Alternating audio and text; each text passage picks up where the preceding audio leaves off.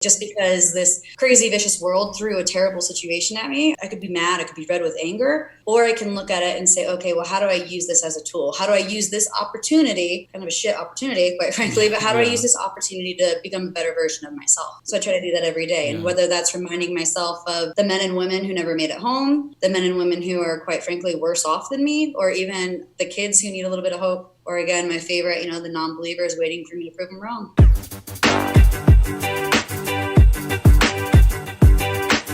You're listening to the Kristof Lewis Podcast, a podcast where I have conversations with inspirational people.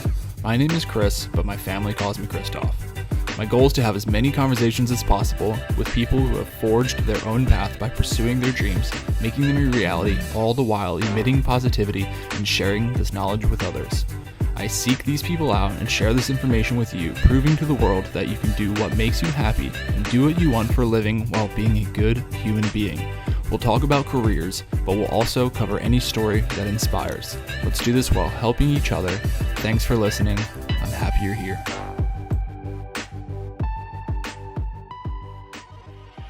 What's up, my friends? Welcome to the Kristof Lewis Podcast, Create Your Career. This is conversation number 108, and I'm so excited that you're here with me for yet another amazing conversation. My guest today is awesome. She's a badass, a former Marine, and the founder of the Kirstie Ennis Foundation. So lo and behold, my guest today is Kirstie Ennis, and she is awesome. I had a high bar to meet in this conversation. She just released a podcast with the great and powerful Jocko Willink, and I was like, damn, I gotta step up my game. And no, it was great. It was a wonderful conversation, and we touched on a lot of topics, not just her horrific crash and all of that stuff that we're gonna get into in the Marines, but the way that she not only helps herself, but she's gone so far to help other people, why she's done that, the lessons that she's learned, who she's learned them from, and the really strong figures that she's had in her life that have helped her develop this mindset that she has right now, that she shared with me and that she shares continuously with other people. Remember, you can find this conversation and all the other contemplations on kristoflewis.com/podcast or on your most favorite podcasting application. And you can find me on Instagram at Kristof Lewis. So thank you so much for your support. Thank you for listening. And I'm highly anticipating this conversation. I know you're going to love it. So without further ado, welcome to the Kristof Lewis Podcast, Create Your Career. Yeah, thanks for having me. I appreciate it. It's super humbling. I truly just am so humbled by all the guests that I get on here and appreciative of your time. But your story is incredible, to say the very least. And I didn't get to listen to all of it, but I heard a lot of the Jocko podcast that you were on, and it was really deep and touching and very good. So for you to be here on my podcast, thank you so much. Yeah, of course. Happy to be here. Yeah, like your resume of things that you've done and you continue to do, I probably could spend all 30 minutes talking about it. So I was like, oh my gosh, how do I even fit this on here? But I mean, you're doing so many things and it blows me away. But one of the things I said, like, I like to focus on is career transition. And I know you've done a lot of schooling, and I think you said that you went from the Marines into school. But did you have like a plan to kind of just do that, or did it kind of fall into that? Because I know you were medically retired, of course. Yeah, well, so I've always had this fascination with school. So I did 2 years. I graduated high school early first. Did 2 years of college before I joined the Marine Corps at 17 years old. And then after I was in, I was still utilizing tuition assistance while I was active duty, when I could, anyways, of course.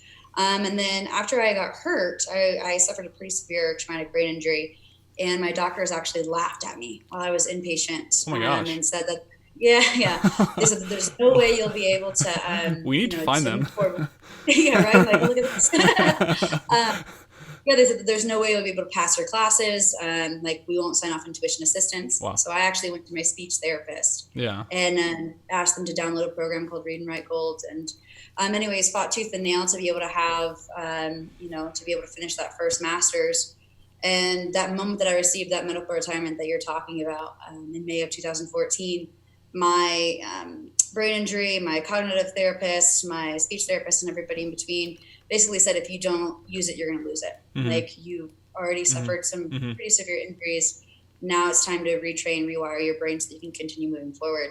So I've just taken school very seriously. To be honest, I think it's kind of an obsession now. I'm No, I love afraid. that. Yeah, I'm afraid to stop school. But it's one of those things where I can't advocate enough for it, especially for military servicemen and women that are getting out. It's huge. Obviously it teaches you a whole new structure, a whole new routine, but it's also, it's broadening your horizons. Whether you spent 4 years in the military or you spent 24, I don't know, they coddle us a little bit too much. So to be able to actually like focus on your next moves, I think it's a pretty big deal. Yeah, thank you. That's really cool. And I just went straight to that, but I want to like digress and pull it back for 1 second. But a lot of people do know your story, especially after all the recent podcasts that you've done, like we talked about. But tell us about yourself a little bit. Yeah. So I served 6 years in the United States Marine Corps as a helicopter door gunner and airframes mechanic. Did 2 deployments to Afghanistan. And on the one in 2012, I was actually injured when my helicopter went down. And as a result of the crash, I sustained some pretty severe injuries. Again, obviously the traumatic brain injury, spinal cord damage to my arms, my ears, my eyes, and then I lost my left leg pretty high. And to be quite honest, at first when they told me I was going to be receiving a medical retirement, I kind of laughed in their faces. There's no way, that you can do that to me. I was just combat meritoriously promoted to sergeant. Yeah. You guys need me.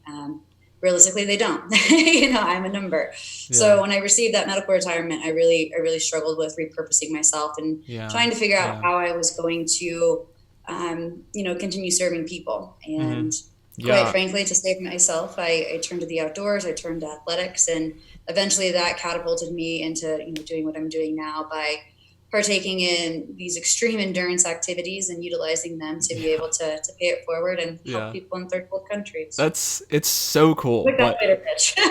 What's that? Well, that's like a little bit of an elevator pitch. Yeah, no, I like it. That was a really pleasant ride. Thanks. And one of the things that comes up a lot, I love for the listeners, they know I try to kind of piece together like reoccurring topics, and one of the things, at least with military people or people that have had an extremely impactful job or career, is that sense of like repurposing themselves. And I know that's one of the things that I struggled with as well, and this podcast actually helps me with it. And I've been out for a little bit over a year now, and there's a lot of reasons why I started this, but like one of the things you said that I really love, that I talk about a lot, is helping other people. And I really specifically scalp guests that are doing that, not just like awesome beings, but people that help other people. But I know like the repurposing thing has been hard for me, but this has been helpful. So it's cool to hear that you have done that because of that. And that is awesome. And I wanted to say, like, and I'm going to quote the podcast that I just listened to with you on here, but I wrote this down because I love when you said it. You said, quote, "I can't control the crash. I can't control anything, but I can control how I respond," end quote. So it reminds me of A Man's Search for Meaning by Viktor Frankl, who was a concentration camp victim. And I just want to say, like, that's really heavy, but it's a whole lot easier to say that than it is to live it. And I've had, everybody knows here, I've had a really bad neck injury for 4.5 years, and I was out of commission for 6 or 7 months. Couldn't even hold my, 8-pound baby daughter for like the first couple months of her life. And it's really frustrating. So I know it's a lot easier said than done, but like, what has helped you specifically instill that mindset every day of your life and then go on further and help other people? I mean, we could boil it down to like, in its simplest form, like helping people makes you feel good. Yeah. It does. That sense of being needed or even wanted, like that gives you a reason to continue every day. Yeah. So for me, like whether it was helping, veterans or disabled kids or men or women that just, needed a little boost, getting over or overcoming their adversities, I felt like that gave me another reason to live another day. Yeah. But then the reality of that is the first year of my recovery was really, really bad, really hard. I wanted to give up. I didn't want to do life anymore, point blank. My dad came to me and made a comment, and that's the moment that the light bulb went off. Like I realized that I was being selfish. Like I could look at my life and I could be upset about everything that I've lost, or I could look at what I've gained. And in that instance, like I've gained a very unique platform to be able to move forward and help people in a different way that I never would have been able to in the Marine Corps. Like just because this crazy, vicious world threw a terrible situation at me, I could be mad, I could be red with anger, or I can look at it and say, okay, well, how do I use this as a tool? How do I use this opportunity? Kind of a shit opportunity, quite frankly, but how do I use this opportunity to become a better version of myself? Yeah. So I try to do that every day. And whether that's reminding myself of the men and women who never made it home, the men and women who are quite frankly worse off than me, or even, the kids who need a little bit of hope, or again, my favorite, the non-believers waiting for me to prove them wrong. Yeah, that's always really nice and juicy to prove people wrong. And you were like I started off I was like, what do I talk to her about? Like, I talk about similar topics every time, but I was like, she's done so much, but so to prove people wrong and do all that is amazing. And that's another thing that was super heavy. I like a lot of your story is awesome, but it's also super heavy, and there's a lot of good stuff to pull away from there. But I literally wrote that comment down too when I heard that. And I was just like, so for everybody else, I do want to say it here, and I hope I didn't mess up the words here, but your dad said, I'm proud of her, but the moment she stops paying it forward, she deserves to have it all taken away. And that was one of my favorite parts, because to have a parental figure like that in your life, and I know your parents were both former as well, but to me, like the way I was raised was very, very important, much like all of the way we were raised is really important in how we continue to live our lives. But I think for your father to stand true to his word in the way he raised you, at least from my interpretation, just from reading this and hearing this, speaks a lot to everything else that you're doing right now and why you're helping people. And as much as, like you said, it helps you, right? So the more we help people, and the better we feel because of that. But we also know that we are changing people's lives. And I know that you've inspired a lot of people because of the things that you've continued to do. And to me, that's absolutely incredible.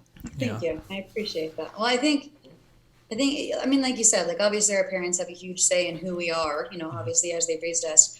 But for my dad, like one of the things that he's taught me, he's always been very hard on me. He's always been very blunt, very straightforward. Literally holds my foot to the fire, pun intended, day in and day out, and harshest critic, hands down, harshest critic. But he also taught me to be honest with myself, to hold myself accountable, but to also be patient with myself and be realistic when I set my goals. So I don't know. I feel like there's a lot of people out there that tell us to coddle our emotions and everything, and I think that's fine and dandy and absolutely to an extent. But on the flip side of that, I mean, you are the one person that can be brutally honest with yourself and not get upset about it. You can be totally emotionless and be raw and real with yourself and set those expectations. And he really did. He taught me that, and I don't know, I'm forever grateful for it. Emotions are tough. I've had a difficult time embracing or lack of embracing them when I was growing up. And I think sometimes as I was growing up, I was a little bit too emotional. It was probably also due to the fact that I drank a lot growing up, and they exacerbated all of that. So that's one thing I struggled with, and one of the reasons I don't even touch liquor right now at this point in my life. It's been years. So I want to be more clear-minded and be accountable for my own emotions. And like you said, it's kind of double-edged, right? Like they're very powerful. You can use them for good, but they can also be the demise of you if you let them, or if you succumb to them.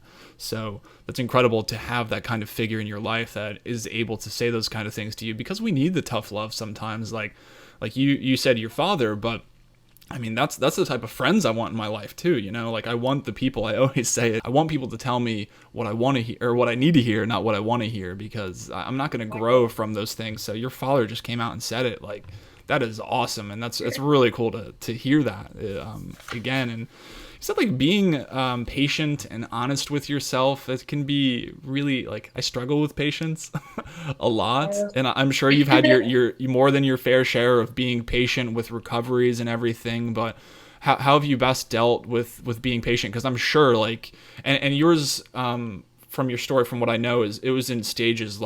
It didn't happen all at once, right? Your recovery was slow and steady, and unfortunately some more things happened to you before it was all said and done. So how did you deal with being patient through that journey? Yeah, I mean, so there's a lot of avenues that I really needed to learn to be patient with myself, specifically in this case with the recovery. Yeah. Over time, I just learned to stop myself in my tracks and say, look at the big picture here, reflect on what you're doing, what you're thinking, and figure out if that's actually going to set you on the right track to where you want to be, or the person that you see yourself being. Because I wholeheartedly believe the things that we are doing right now, that's going to affect us many, many years on the road. And then I also hate to admit it, please do not ever tell my Nana that I'm admitting this. But growing up, my grandma used to look at me all the time and say, would you rather be right or happy? Yeah. Oh, and it pissed me right off every time she said it. And then now, I mean, I probably say it to myself daily, whether that's, again, whether it's a like tiny little argument with, your neighbor, or it's this big ordeal with a family member, whatever it is, big or small, would you rather be right or happy? Yeah. And so, I mean, you can play that to you talking to yourself in the mirror, or even just being social and interacting with somebody else. Yeah. I think that's actually a big deal in today's day and age. Yeah. Nana's got it going on. Those are some wise words. Wise words. That's like always how it is like, especially now being a father for the first time and having an 8-month-old, I'm like, damn it. My parents were right, this is ridiculous. Like, I've had this like revelation in my life, and I'm like this new person, like they say, especially like my wife, like God bless every woman out there who's had a child. Like what do they say? Like they're, oh my gosh, I'm going to butcher this, but like 2 people are born when your child's born or something, because that the woman becomes a new person. And that, that's 100% true. And I know I have too, but like looking back on like, because those people have lived long lives, so like they more than likely know a thing or two. So it behooves us to listen. But obviously when we're young and dumb and we just don't absolutely know what anybody's talking about, and we think we're right, we think we're happy. But I think that's a tough choice. Like we were kind of talking about like, what's help you apply the mindsets that we were talking about, like controlling how you react to things. But like choosing to be right or happy in the moment is really difficult, because a lot of times like I'll succumb to my immediate feeling on something, and I won't necessarily like slow down and pump the brakes and be like, hold on, let's take a second to like, how do I actually want to react to this? Because we're not our immediate thoughts and actions, or we're not our immediate thoughts, we are how we react to that. And it's been really difficult. But so I do want to touch on, we've talked about you helping other people, but you haven't just stopped and started with helping other people. Like you've created a foundation. And that's so cool. So one of the cool things, for a little backstory on everybody, how, we met via email when I reached out to you, and you're like, yeah, I'll do your podcast, but you have to, I think it's really cool to donate to the foundation. And I was like, hell yeah, like that's a great idea. And I thought that was really cool for me to be able to repay you for the time that you so graciously given me. So I want to know more about the foundation, and like you've taken it way more steps than just like, I want to help people and share my story, but you've created this foundation. So tell us more about that. Yeah, well, so honestly, the foundation was created because I was kind of backed into a corner. So for years, I have been doing what's called the highest peak on each of the 7 continents. Yes, so love that. Yeah. And so behind each mountain I was climbing, I dedicated a different nonprofit, a different mission behind it. So for example, when I did the highest point in Africa, or better known as Kilimanjaro, we raised $150,000 for clean water. And then, same themes for all of that, whether it was helping, an organization that helps young women or veterans or whoever, I just kind of carried that momentum. But in 2018, I was dealing with a lot of these corporations that didn't really want to donate to CrowdRise or GoFundMe or something like that. They wanted to donate to a brand or an organization or, what have you.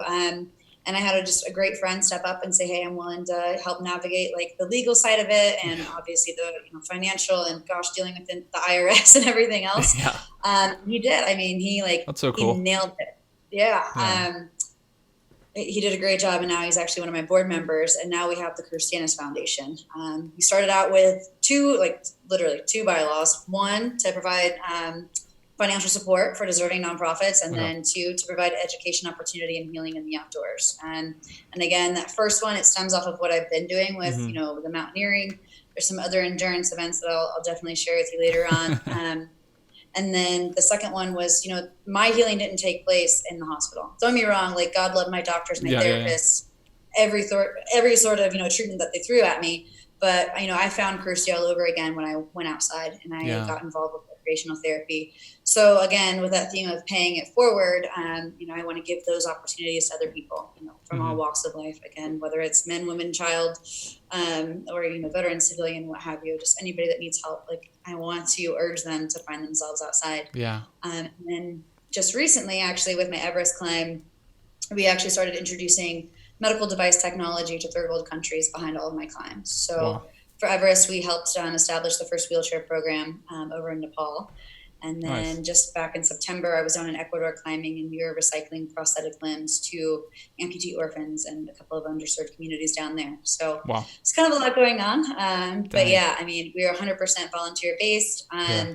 I self-fund all of my expeditions or all of my adventures, if you will. And yeah, all the money raised goes right back into our programming and those deserving nonprofits that I mentioned earlier. Insane. Like, I just like, this is like, it's so cool because like you didn't know anything about it, right? And you had a friend that helped. And I think like one of the things that I love to point out in these podcasts are like, hey, you're not going to know about it when you start, but I think if you emit that energy that you want to help, and you at least like, because if you had kept it into yourself, then you clearly would have not gotten anywhere, right? So the fact that you voiced that and said this is what you want to do, and then you enlisted help, and then that person helped you more probably than your wildest dreams, and then this is probably bigger than your wildest dreams. And I think just hearing the evolution of the story, or maybe it is this big because your dreams were that big, you know what I'm saying? Like, I don't know, and only you can answer that, but I think it's incredible how things unfold when we are just starting and we don't really know which direction we want to take our lives, and it seems so daunting when we first start, but then it evolves into this amazing thing. And what's so cool about what you're doing with the foundation is that like everybody is different, everybody's unique, everybody heals differently, and this is what's really affected you and helped you get it through. So now you're able to share specifically through that and help people get outside. Because I know, like, we were just chatting a little bit before we started recording, and you're living in Colorado. I lived in Colorado for I don't even know how late, maybe 18 years before I joined the Navy, and it's just being outside, being in the mountains, hiking. Like, I was living at like 9,000 feet, and just hiking the mountains, going out in the water, like snowboarding. We obviously share that passion. And I drove up to Breckenridge every single weekend in high school, you know, like that's all I wanted to, you know, it's all I wanted to do. And being out there, like listening to my headphones and just like going down the mountain, there's nothing like it. And for whatever it is that you want to do, like get outside, you know, like here we're in VB, go surf the tiny waves, or like do whatever you want to do, but get outside. And I think you find a whole new version of yourself. I think you said you found Kirstie all over again, you know, like a different version of yourself, a better version, and you were able to continue to better yourself. And I think one of the things I get from that I want to encourage everybody to pick up as well is that, like, don't give up hope. And I think it can be easy to give up hope. All of our situations, again, are vastly unique, but just continue knowing that you want to work towards this better version and better your own life, to regardless of what has happened to you, that it is possible to make it better for yourself, and then like step it up to Kirstie level and just like go out there and crush the nonprofit scene. And like that is really cool to hear. That's really cool. Super inspirational.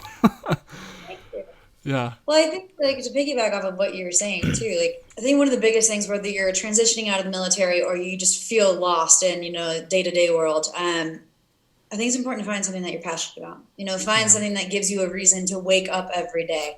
And again, that's where patience comes in. You know, have the confidence to go out and try something new, but then also be patient enough to find that one thing that really speaks to you. And once you find that passion, don't be afraid, you know, to move forward with it, whether it's starting a business or a nonprofit or a new project. Like, if you want to talk about feelings, you know, ride that wave of fear and be bold and be confident, and obviously have the faith in your individual skills and your talents. But again, surround yourself with those people that can help you. You know, I would be bullshitting you right now if I said I did it all by myself. Don't get me wrong, she's very much a one-man show. But, you know, I've pulled strength from, you know, friends and family and mentors, and obviously people like that are professionals in their, you know, whatever craft or whatever world that they're in.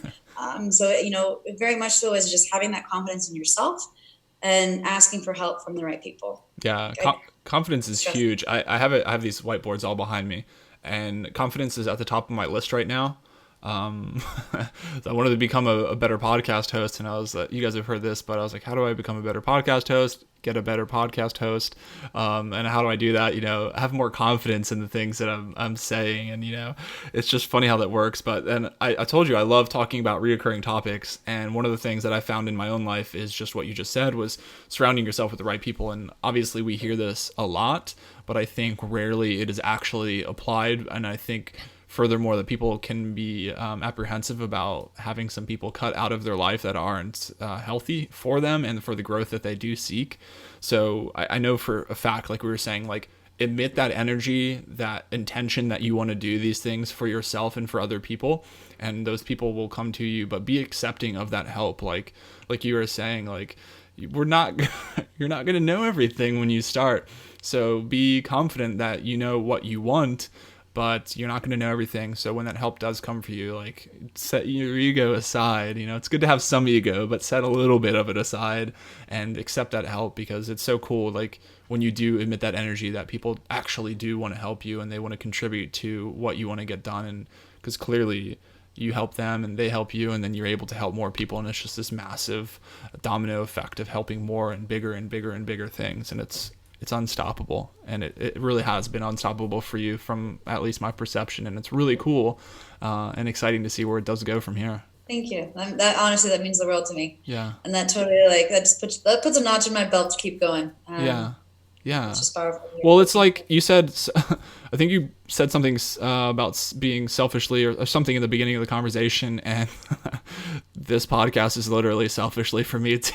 Like I love, it's like my way to have all these awesome conversations, and then I get to record them and share them with other people, and then people DM me on Instagram or something like that, on LinkedIn, and they're like, dude, that's crazy when so and so said, or when you said, and I'm like, it's not worth it, like when you are able to see that energy come back to you, right, it is incredible. But yeah, it's definitely selfishly for me too. Like I absolutely love having these conversations.